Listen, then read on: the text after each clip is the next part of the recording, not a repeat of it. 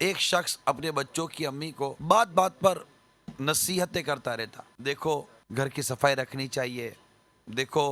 Kitchen صاف ہونا چاہیے، دیکھو بچوں کے کپڑے وغیرہ صاف رکھا کرو، ٹائم پر بچوں کو نہلا دھلا دیا کرو، ڈسٹنگ وغیرہ وقت پر ہونی چاہیے، کھانا وغیرہ بھی صحیح وقت پر پکا لیا کرو، اور نصیحتیں کرتے رہتا۔ بیوی بھی ایک اعلیٰ ظرف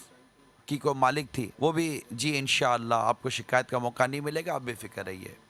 جی جی آپ بے فکر رہیے انشاءاللہ تعالی، آپ بے فکر رہیے، میں کر لوں گی، میں کر لوں گی،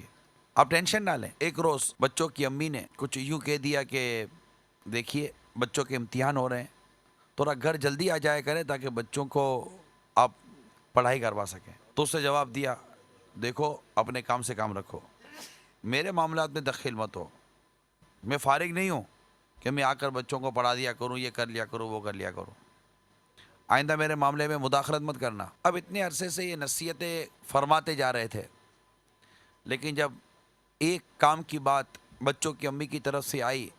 تو حضرت نے اس طرح روکھا جواب دے دیا۔ آپ کو کیا لگتا ہے کہ آئندہ اس اعلیٰ ظرفی کے ساتھ ان کے بچوں کی امی ان کی نصیحت سننے کی پوزیشن میں رہے گی؟ ہرگز آپ یہی کہیں گے کہ ایسا مشکل ہے۔ بات سمجھانے کے لیے عرض کی گئی ہے میٹھے اسلامی بھائیوں، ایک مدنی پھول اپنی گرہ سے ہم باندھ کر رکھیں کہ اگر آپ چاہتے ہیں کہ لوگ آپ کی نصیحت کو قبول کریں تو سب سے پہلے آپ ان کی نصیحت کو قبول کرنے کی پوزیشن میں آ جائیں۔ اگر آپ کسی کی بات ماننے کی پوزیشن میں ہیں، کوئی آپ کی اصلاح کرنا چاہتا ہے، آپ کو سمجھانا چاہتا ہے، تو آپ خود اس پوزیشن میں آئیں کہ اگر کوئی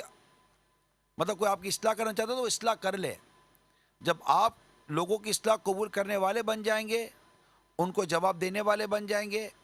اپنے دامن کو صاف رکھنے والے بن جائیں گے، انشاءاللہ تعالی لوگ آپ کی بات بھی مانیں گے۔ ایک تعداد ہے جو کہتی ہے یار ہماری کوئی بات نہیں مانتا، خود ان